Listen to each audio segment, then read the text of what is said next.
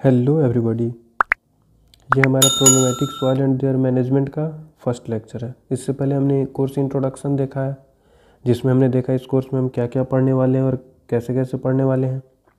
तो आज से हम अपना पहला लेक्चर शुरू करते हैं problematic soil and there management का। तो सबसे पहले हम समझेंगे प्रॉब्लमेटिक सॉइल क्या होता है। Those soil whose productivity is lowered,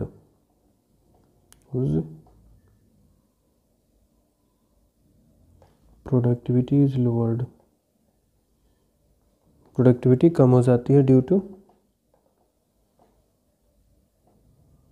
unfavourable environmental condition. तो अब ये अनफेवरेबल इन्वायरमेंटल कंडीशन में क्या क्या आ जाएगा? या तो अनफेवरेबल इन्वायरमेंटल कंडीशन में हो जाएगा सॉल्ट कंटेंट बढ़ जाएगा, चेंज हो जाएगा सॉल्ट कंटेंट, या फिर सॉइल रिएक्शंस। ये समझ में आ रहा है। अनप्रोडक्टिव सॉइल क्या होगा या फिर प्रॉब्लमेटिक सॉइल क्या होगा? तो ऐसा सॉइल जिसकी प्रोडक्टिविटी कम हो गई है अनफेवरेबल इन्वायरमेंटल कंडीशन की वजह से। अनफेवरेबल इन्वायरमेंटल कंडीशन में क्या आ जाएगा? सॉल्ट कंटेंट बढ़ जाएगा। तो इससे क्या बनेगा? Salt affected soil. Salt affected soil कौन कौन सा है? सैलाइन सॉइल, एल्कलाइन सॉइल और सैलाइन एल्कलाइन सॉइल। आगे हम फर्दर कोर्स में पढ़ेंगे उसको। फिर सॉइल रिएक्शन में चेंज आने से सॉइल प्रॉब्लमेटिक हो जाएगा। सॉइल रिएक्शन में चेंज आने से कैसे सॉइल बन जाएंगे? एसिडिक सॉइल बन जाएंगे और एसिड सल्फेट सॉइल बन जाएंगे। ये दोनों हम पढ़ेंगे। फिर हम कोर्स को हम किस तरह से आगे बढ़ाने वाले हैं ये भी हम यहीं पे देख रहे हैं। तो इस प्रॉब्लम की वजह से कौन कौन से सॉइल बन जाएंगे? एसिडिक सॉइल बन जाएंगे और एसिड सल्फेट सॉइल बन जाएंगे। तो हम देखेंगे कैसे बन रहे हैं, कैसे उनको रिक्लेम करते हैं। फिर इनकी वजह से सॉइल की क्वालिटीज़ में चेंज आएंगी। तो अपना अगला लेक्चर आ जाएगा सॉइल क्वालिटी और सॉइल हेल्थ के ऊपर। तो इसी तरह से हम कोर्स को कंटिन्यू करते जाएंगे, सब कुछ सीक्वेंस में होगा। सो एक भी लेक्चर मिस नहीं करना है। ओके, सो हम स्टार्ट करते हैं अपना लेक्चर। आज के लेक्चर का टॉपिक क्या है? Land capability classification. तो सबसे पहला क्वेश्चन आता है कि यह लैंड कैपेबिलिटी क्लासिफिकेशन किसने दिया? तो किसने दिया है? United state department of agriculture के यूएसडीए के सॉइल कंजर्वेशन सर्विस डिपार्टमेंट ने दिया है। सॉइल कंजर्वेशन सर्विस डिपार्टमेंट में दिया है लैंड कैपेबिलिटी क्लासिफिकेशन। उन्होंने लैंड को किस बेसिस पे क्लासिफाई किया है कि लैंड कल्टीवेबल है कि नहीं है। 8 ग्रुप्स में बांटा है, जिनमें से 4 तो हैं कल्टीवेबल लैंड और 4 क्या हैं? अनकल्टीवेबल लैंड। हम इनको डिटेल में देखने वाले हैं फर्दर। तो अपना टॉपिक है लैंड कैपेबिलिटी क्लासिफिकेशन। लैंड आप सभी को पता है क्या होता है, जहाँ हम क्रॉप को कल्टीवेट करते हैं। कैपेबिलिटी, अब कैपेबिलिटी वर्ड को थोड़ा सा समझ लेते हैं। कैपेबिलिटी क्या होती है? बिल्कुल जनरल टर्म्स में बात करें तो कैपेबिलिटी का मतलब हो गया कैपेसिटी टू परफॉर्म, यानी कि कुछ भी परफॉर्म कर पाने की कैपेसिटी। यहाँ हम कौन से कैपेसिटी की बात कर रहे हैं? यहाँ हम बात कर रहे हैं प्रोडक्टिविटी की, यानी कि क्रॉप प्रोडक्शन की। तो कितना वह क्रॉप प्रोड्यूस कर सकता है, उसमें कितनी कैपेसिटी है क्रॉप प्रोड्यूस कर पाने की, उसी को हम बोलेंगे लैंड की capability. Classification it means to grouping them on the basis of different properties. तो हमने इस टर्म को समझ लिया तीनों। तो अब अगर आपसे क्वेश्चन पूछा जाए कि लैंड कैपेबिलिटी क्लासिफिकेशन क्यों किया गया है, you all know the answer very well. Land capability classification is done to give information of productivity of land, whether the land is cultivable और नॉन कल्टिवेबल। तो लैंड कैपेबिलिटी क्लासिफिकेशन में 3 major points हैं। पहला तो है capability class, दूसरा है capability सब क्लास, तीसरा है कैपेबिलिटी यूनिट। तीनों को पहले समझ लेते हैं। कैपेबिलिटी क्लास की अगर हम बात करें तो लैंड कैपेबिलिटी क्लासेस 8 हैं, जिनमें से 4 हैं कल्टीवेबल लैंड और 4 हैं अनकल्टीवेबल लैंड। कैपेबिलिटी सब क्लासेस 4 हैं, उनको हम डिनोट करते हैं EWSC। यहाँ E का मतलब होता है इरोजन, W का मतलब होता है वाटर लॉगिंग, S का मतलब होता है soil related root zone hazard, यानी कि सॉइल रिलेटेड कोई भी प्रॉब्लम। C का मतलब होता है climatic hazard, climate related problem. अब तक आप लोगों को समझ में आ गया होगा कि कैपेबिलिटी सब क्लास क्यों दिए गए। कैपेबिलिटी क्लासेस जो भी हैं उनमें मेजर लिमिटेशन कौन सी है उसको डिनोट करने के लिए कैपेबिलिटी सब क्लासेस का यूज़ किया गया। और कैपेबिलिटी यूनिट्स में 2 आती हैं, इनको भी हम रोमन डिजिट्स में ही डिनोट करते हैं। तो कैपेबिलिटी सब यूनिट्स हमें बताती हैं कि किस एक्सटेंट तक यूनिट क्यों यूज किया जाता है। जैसे कुछ भी मेज़र करने के लिए है ना, तो वहीं उस जो भी लिमिटेशन है उसके एक्सटेंट को मेज़र करने के लिए, मान लो ये क्लास 5th है, उसमें प्रॉब्लम है इरोजन का, यहाँ 1 लिखा हुआ है, क्लास 5th है, प्रॉब्लम है इरोजन का, यहाँ 2 लिखा हुआ है। तो यानी कि इसमें इरोजन इससे जितना है उससे ज़्यादा है। इसमें दोनों में मेजर लिमिटेशन तो सॉइल इरोजन का ही है, बट ये ज़्यादा सीवियर प्रॉब्लम है। तो समझ गए होंगे आप लोग तीनों, क्लासेस क्या है, सब क्लासेस क्या है और यूनिट क्या है। अब हम फर्दर बात करेंगे। टोटल 8 क्लासेस हैं। क्लासेस में सबसे इम्पोर्टेंट है उनका कलर। ओके, तो कलर यूज क्यों किया जाता है? कलर यूज किया जाता है to represent them on the map, represent them on the map. अगर हम कोई मैप उठाते हैं उसमें हमको देखना है कि कहाँ पे किस टाइप का सॉइल है। टोटल 8 क्लासेस हैं, उनमें से कौन सी क्लास का सॉइल किसी पर्टिकुलर लोकेशन में पाया जाता है। तो मैप पे उसको स्पेसिफिक कलर दिया गया है, और इसी वजह से सॉइल कैपेबिलिटी क्लासिफिकेशन या फिर लैंड कैपेबिलिटी क्लासिफिकेशन में कलर सबसे ज़्यादा इंपॉर्टेंट पॉइंट हो जाता है। जब हम उन सबको डिटेल में देखते हैं तो सबसे पहला हमारा क्लास आता है, उसका कलर होगा green. First class green colour का होगा। ये बेस्ट सॉइल होगा, इसमें सारे एग्रीकल्चर क्रॉप्स को ग्रो करा सकते हैं। ये डीप सॉइल होगा, हाई फर्टिलिटी होगी इसकी, और इसमें कोई भी इसका क्लास 1 का कोई सब क्लास नहीं होगा। ये एक इम्पॉर्टेंट क्वेश्चन हो जाता है कि कौन से क्लास का कोई भी सब क्लास नहीं है। सब क्लास क्या डिनोट करता है, वहाँ पे मेन लिमिटेशन क्या है। क्लास 1 में वो सॉइल्स आते हैं जिनकी कोई लिमिटेशन ही नहीं है, जो एकदम मस्त है, फर्टाइल सॉइल है, उनमें through out the year cultivation किया जा सकता है। तो क्लास 1 का कोई सब क्लास नहीं होता है, यानी कि उसमें कोई लिमिटेशन नहीं है, तो ये ध्यान रखिएगा। उसके बाद सेकंड क्लास जो आता है उसका कलर होता है येलो। उसकी फर्टिलिटी मॉडरेट, ये हाईली, क्लास 1 होगा हाईली फर्टाइल, दूसरा होगा मॉडरेट फर्टिलिटी होगी उसमें जेंटल यानी कि थोड़ा मोड़ा स्लोप भी होता है। इसमें भी परमानेंट कल्टीवेशन किया जा सकता है, बट लिटिल बिट मैनेजमेंट का यूज़ करके, like soil and water conservation का यूज़ करके हम through out the year cultivation कर सकते हैं सेकंड क्लास में भी। थर्ड जो क्लास है उसका कलर होता है पिंक।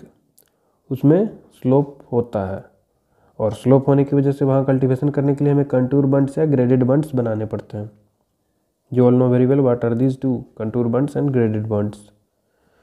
मूविंग फॉरवर्ड, अपना फोर्थ जो क्लास है उसका कलर होता है ब्लू, और ये कल्टीवेबल लैंड का आखिरी क्लास है, तो इसमें कल्टीवेशन भी थ्रू आउट द ईयर नहीं कर सकते हैं, लिमिटेड कल्टीवेशन होता है।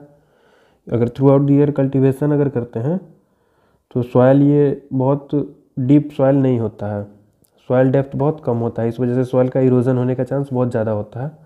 ड्रेनेज की प्रॉब्लम यहाँ होती है, स्लोप भी बहुत ज़्यादा होता है, यानी कि ग्रेडेड बंड और कंटूर बंड बना के भी through out the year cultivation कर पाना बहुत मुश्किल होता है।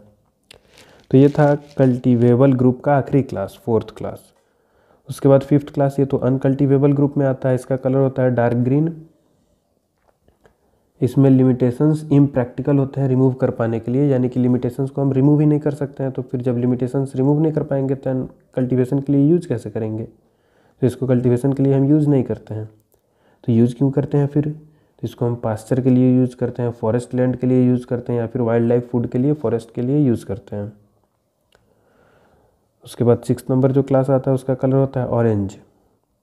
ये सैलो सॉइल होता है, इसमें स्लोप ज़्यादा होता है, इसको हम ग्रेजिंग के लिए यूज़ करते हैं। ये मतलब नॉन कल्टीवेबल वाले में 5th नंबर पहला है, तो उसमें ग्रेजिंग वगैरह मस्त होगा, कोई दिक्कत नहीं है उसमें।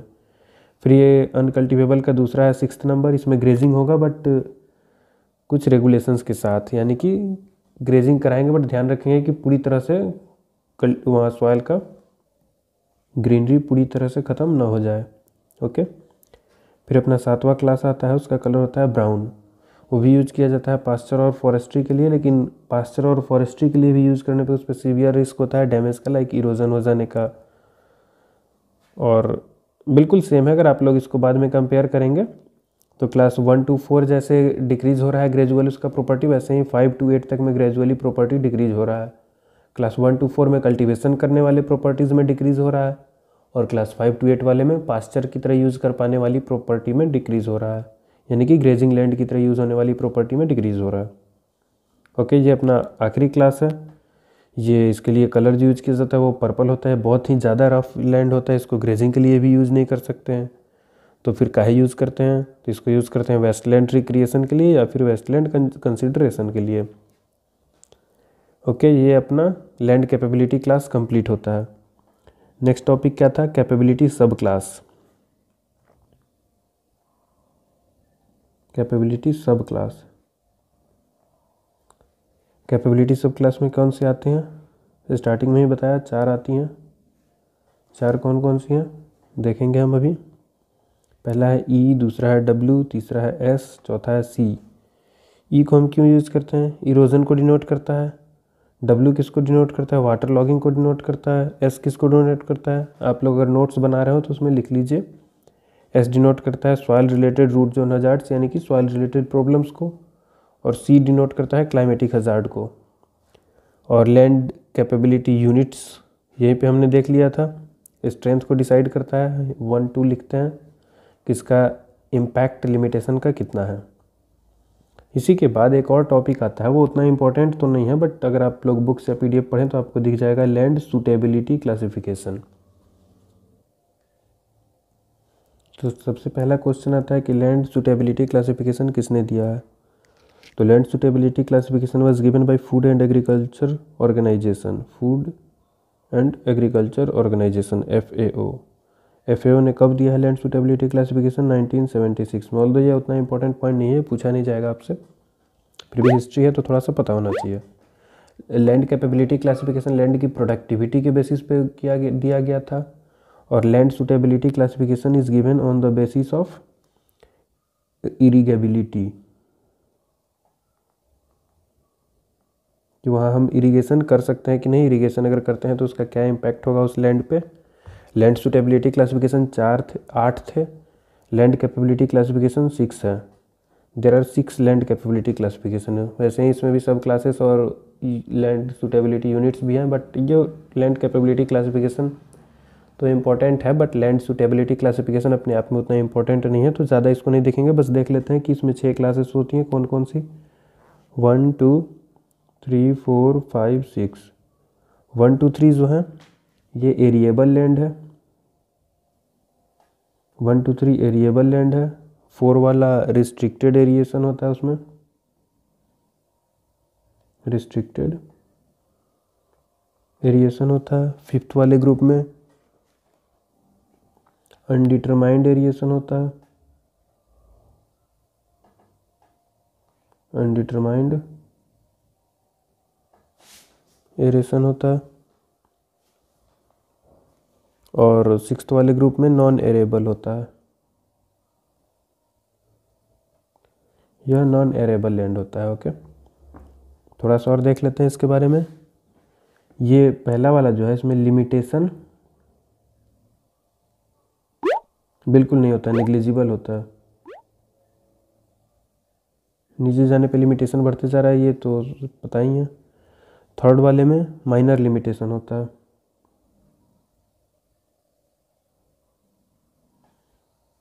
4th वाले में इरिगेशन तो करेंगे बट स्पेसिफिक कंडीशन में।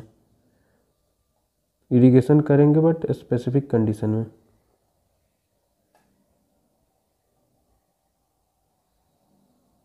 इरिगेशन करेंगे स्पेसिफिक कंडीशन में। इसमें लिमिटेशन ज़्यादा होता है। क्या होता है? Salinity and drainage. यानी इरिगेशन तो यहाँ करेंगे बट लिमिटेशंस ज़्यादा है। सैलिनिटी की प्रॉब्लम हो जाती है, ड्रेनेज की प्रॉब्लम हो जाती है, तो उन सबको ध्यान में रख के इरिगेशन करेंगे। और 6th नंबर जो है वो नॉन एरेबल है। एरिएशन है ही नहीं यहाँ पे, तो फिर इरिगेशन की ज़रूरत ही क्यों है? तो यहाँ इरिगेशन करेंगे ही नहीं। तो इसी के साथ अपना फर्स्ट लेक्चर कंप्लीट होता है। इसमें हमने लैंड सूटेबिलिटी क्लासिफिकेशन भी देखा और लैंड कैपेबिलिटी क्लासिफिकेशन तो डिटेल में देखा। सो अपना अगला लेक्चर आएगा सॉल्ट अफेक्टेड सॉइल्स के ऊपर। So till then, keep learning and keep smiling. Bye bye. Have a nice day.